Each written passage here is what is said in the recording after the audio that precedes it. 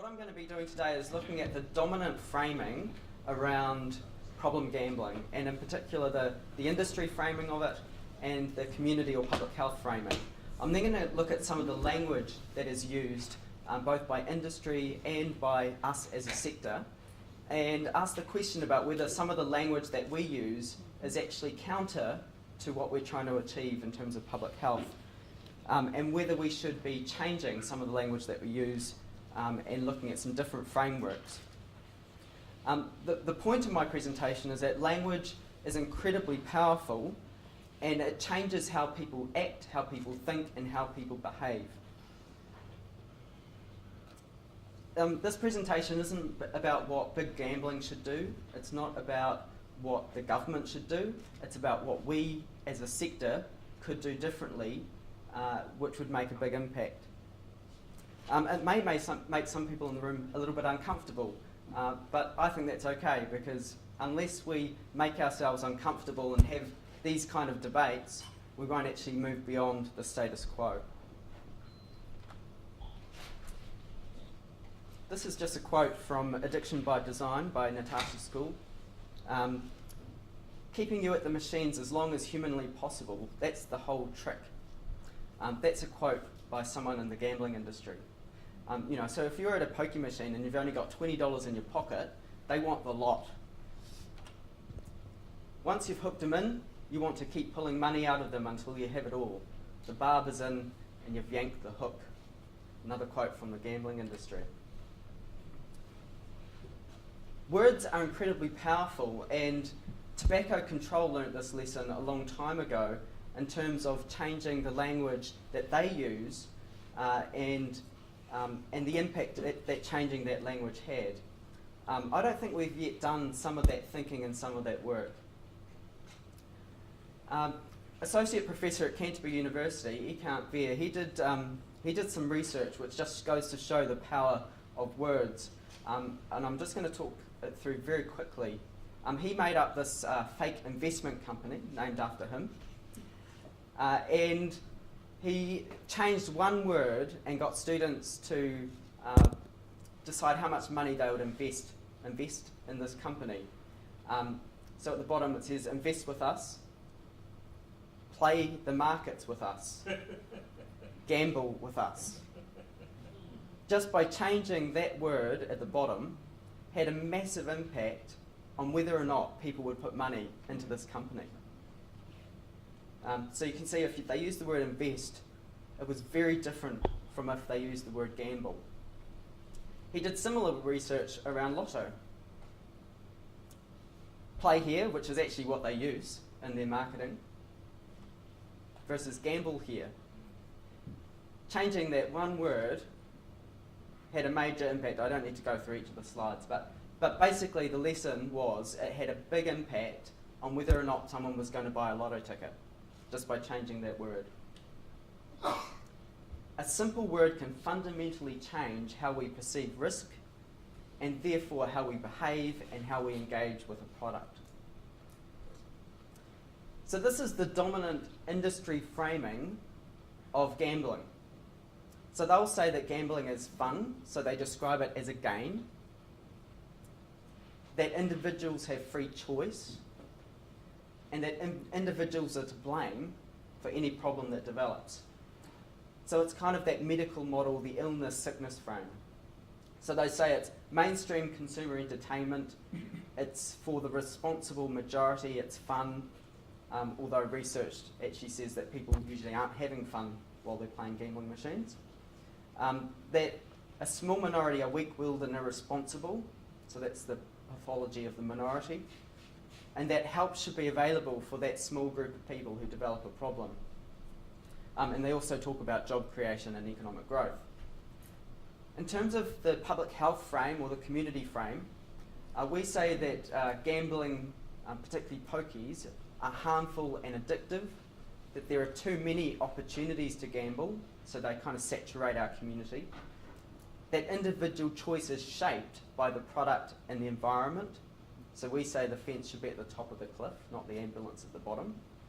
The impact is on the whole community and families, so the destruction, danger, or moral frame. So the two differences is the industry uses a frame which is about individual responsibility, and the public health frame which is about mutual obligations to each other. And there are particular words that are used that reinforce these two major frameworks around gambling. Gaming. So we've heard some talk about that at this conference. If you read any gambling industry document, they will not use the word gambling. They use the term gaming. I've been on advisory groups where whole reports are written using the word gaming, and I've had to argue that it should be gambling. And they use it for a reason. It's because it reinforces their frame that gambling is a game, it's fun, it's entertainment. They often use the word play. So people play lotto, they play pokie machines, they play tables at the casino. They also use words around normal gambling or normal gamblers versus problem gamblers or problematic gamblers, which is reinforcing that this is a problem for individuals. They also use language around predisposed. Few people are predisposed to getting addicted. They use the word choice a lot. So with the word choice, when you think about the word choice, you think about individuals, not about community choice. And they talk about a small minority.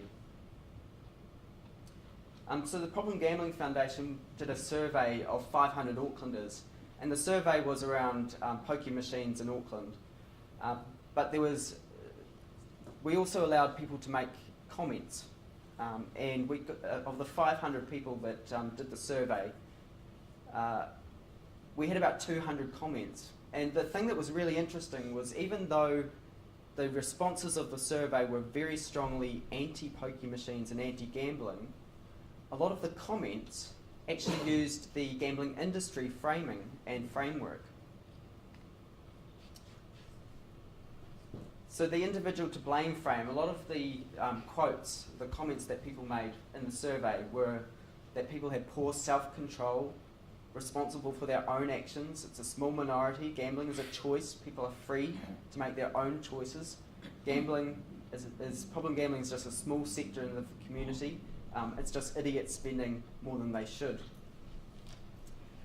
And these respondents were opposed to more government restrictions or intervention, and some of them described it as nanny state. So they said things like, banning is counterproductive, restrictions on freedom will not make any difference, it's a personal problem, it can't be legislated, the issue isn't the pokies, it's them, and if there's no pokies, they'll find something else to do.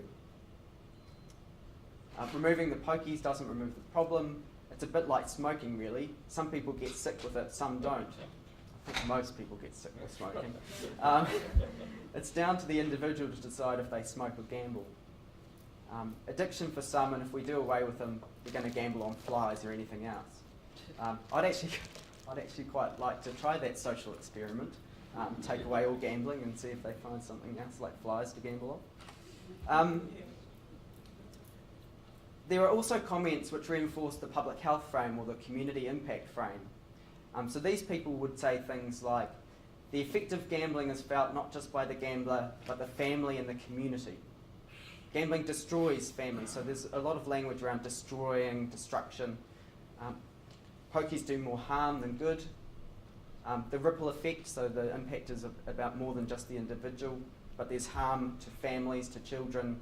Gambling's destructive, it's a destroyer, these machines are dangerous. So it's a framework that isn't about the individual, it's about the broader impact.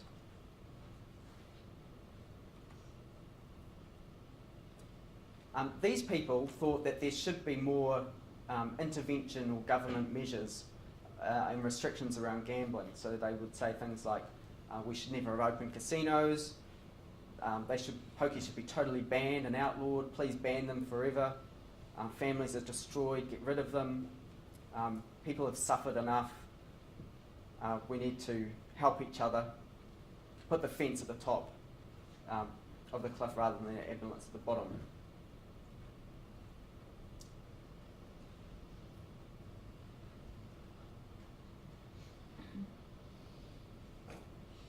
So that all of these things are really deliberate. I mean, there's no accident in the way that language and framing is used around these debates. Which brings us to the question about some of the language that we use and whether some of the language that we use, does it reinforce some of the frames around individual choice? So one of those is choice, not chance. And we should probably have a conversation about, does this reinforce that gambling is the choice of individuals, so the framework that the industry uses? Problem gambling and problem gambler, terms that we use frequently, we've used them a lot in this conference. Do those terms reinforce a framework around individual pathology?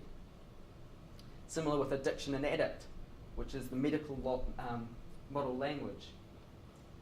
And I don't know about you, but for about 4 years I've used the phrase play pokies.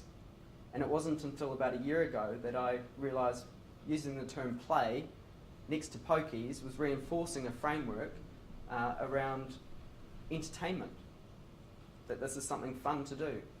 So I've stopped using play and I now say use pokies.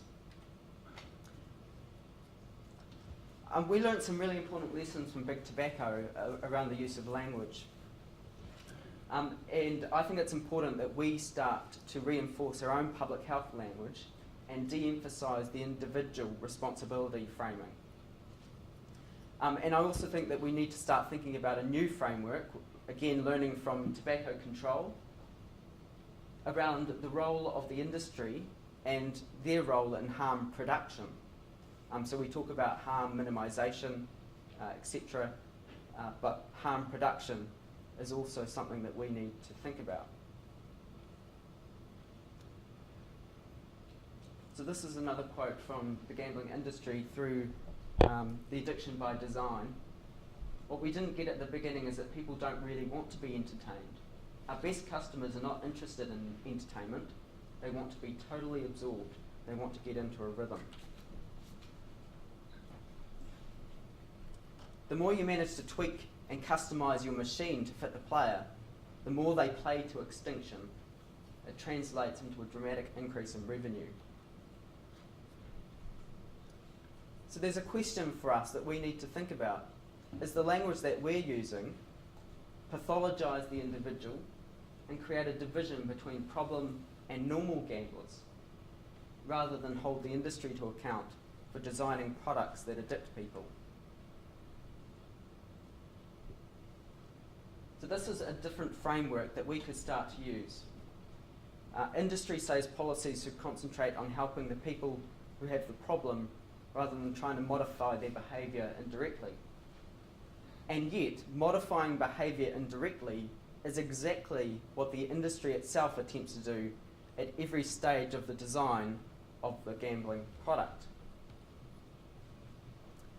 There's been some research that shows that those who follow responsible gambling codes of conduct actually only contribute a very small amount to gambling revenue.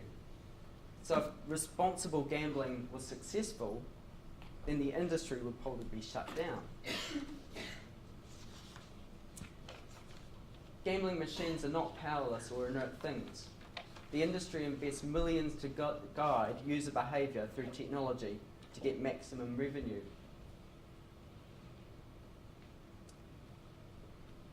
That's probably making the same point. Gambling machines, particularly poker machines, are primarily supply-driven, not demand-driven. The industry are active agents in creating their customer base. So a different framework that we could start to use in health promotion is to look at harm production, including the tactics and strategies that are used to trick people into gambling, and gambling, in their own words, of the industry to extinction.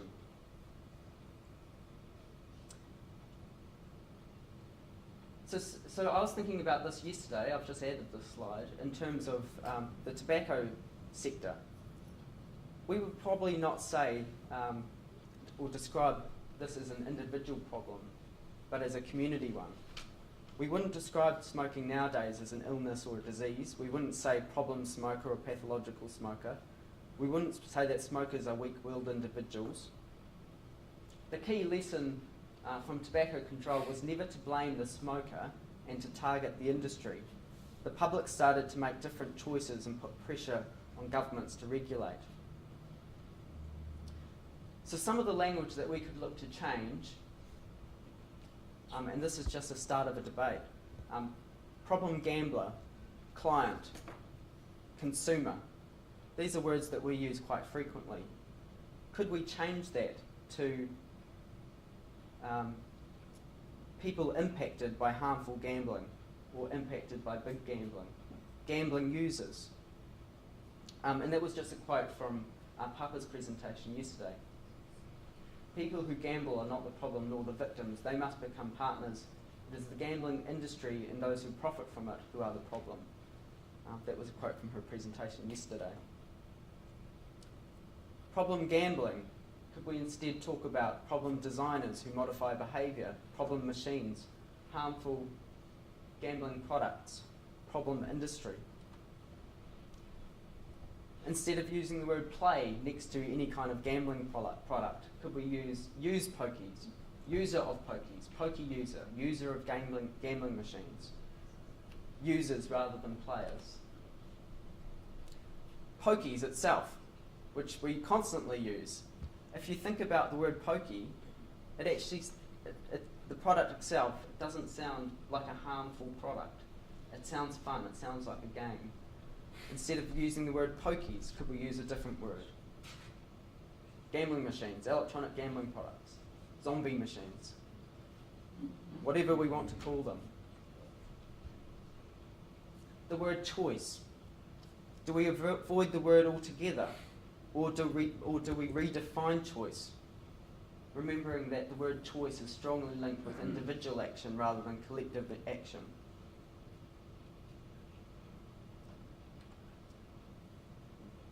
Instead of harm minimisation, we could talk about harm production.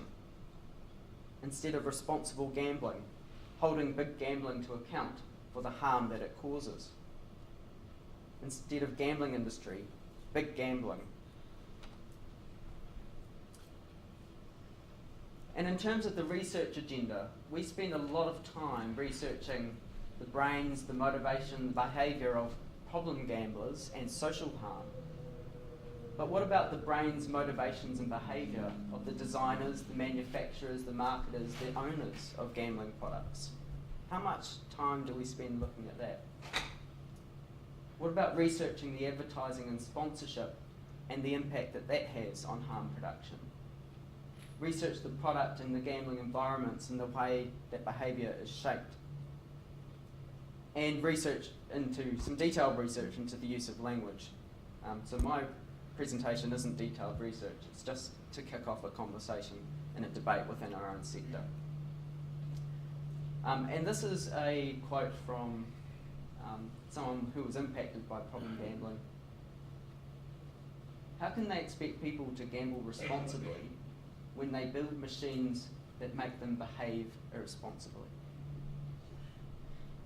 So that's my presentation, and I know that it was not everyone will be comfortable with that as a presentation because it's quite critical of a lot of the work that we're doing.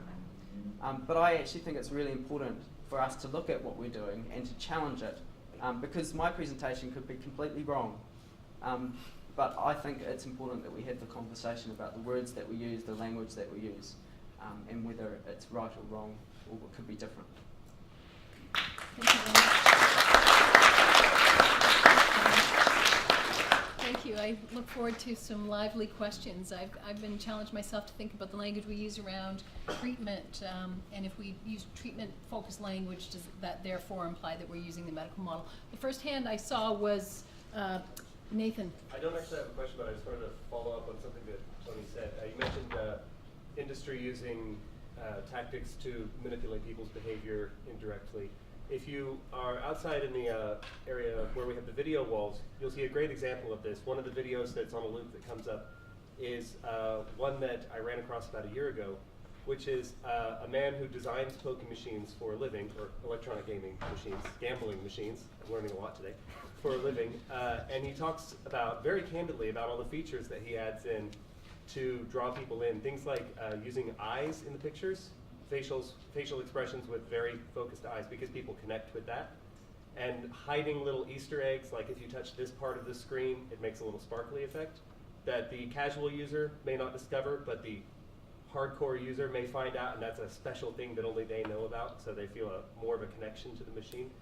And it's a very almost unusually candid thing for the industry to release to the public. And actually, I'm not sure if it was released or if it was leaked or what the provenance of it was, but if you're eating your tea or your lunch and you happen to notice it come up on the video wall, maybe take a few minutes and watch it. It's very interesting. Yeah.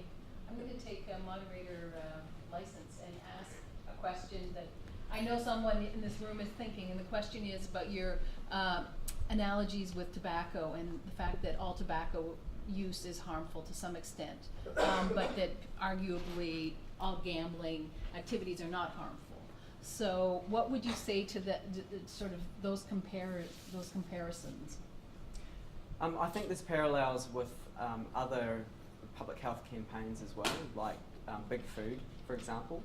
You know, not all food is going to kill you, but we still need to address a whole range of issues around sugar in food, etc. So I think, and what Graham said earlier was not all gambling is the same, and some products, particularly pokie machines, are much more harmful than others. So a lot of my presentation was about pokie machines, because the research, as you all know, is so clear that so many people who do play them do play and use. See, I fall into that trap as well. Play pokies, use pokies, Right.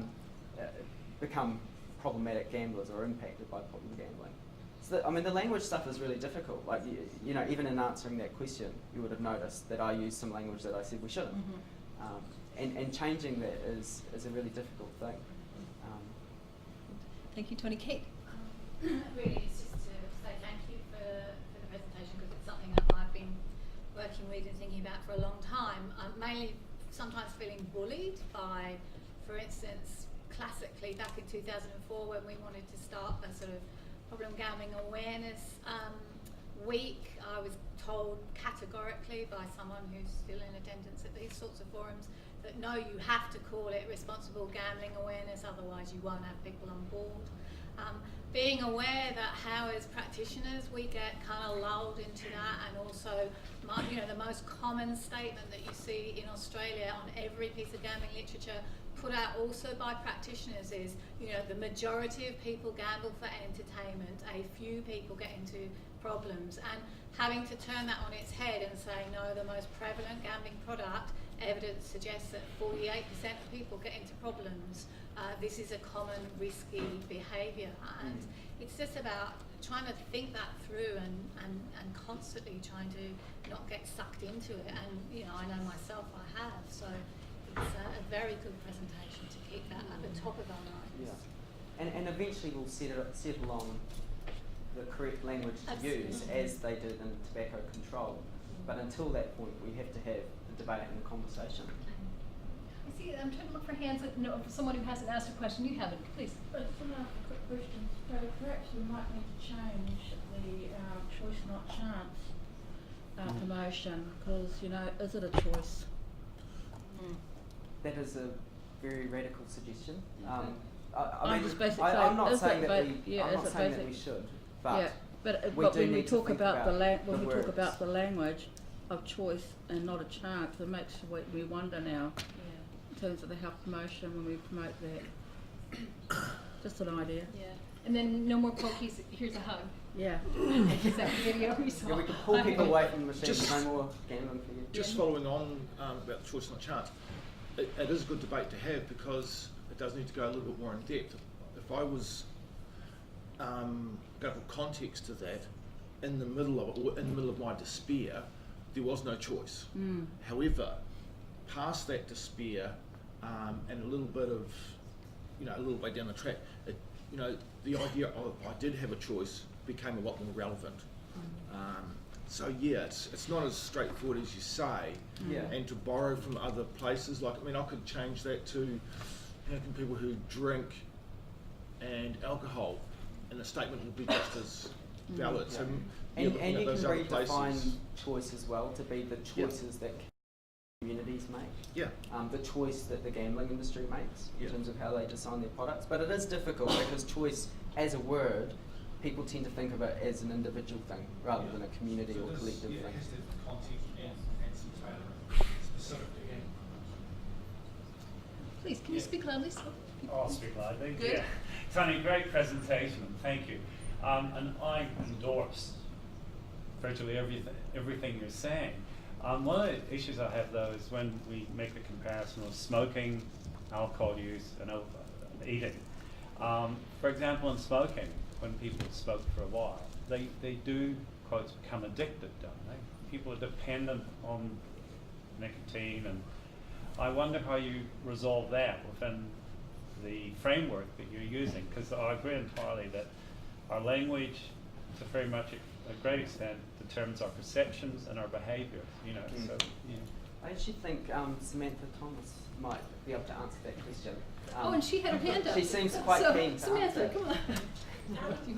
Maybe this is a thing that comes up a lot. If I had 20 cents for every time someone said, oh, but gambling isn't tobacco, you know, people can play the lottery and not get into trouble, I wouldn't be an academic anymore. The thing about comparing big gambling with big tobacco is that big tobacco gives us a very, very important historical template on which to tackle the tactics of the gambling industry. The gambling industry is the key vector in the cause or the causes of harmful gambling. We know the same in terms of big tobacco and actually big food. Big food learnt the lessons from big tobacco and actually adapted their own strategies to target kids earlier and so on.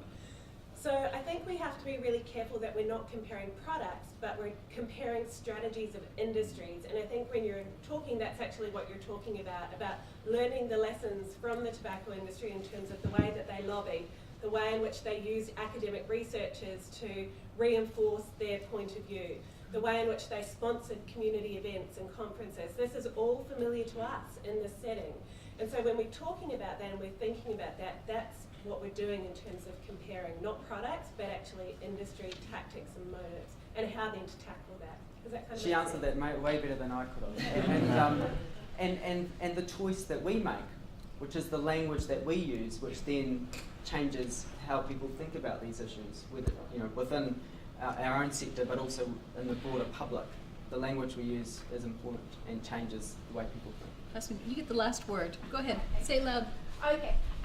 Well, I also very much enjoyed your talk, and I also endorse what you've just said. However, I would go a little bit further than you suggested in terms of what the similarities are. First of all, I think they're all, in comparisons, there are always similarities and differences. So, you know, let's not worry whether they're identical or not. But I think it goes beyond myself, beyond similarities and strategies. I think there are other similarities which are possibly even more profound, and they include socioeconomic determinants, they include inequalities, and they include the legal regulation and the legal characteristics of industries. I totally agree with you, but I was trying to keep it brief. All right. I think that's a But I that's a agree. good note to finish on. Tony, thank Thank you you. so much for that.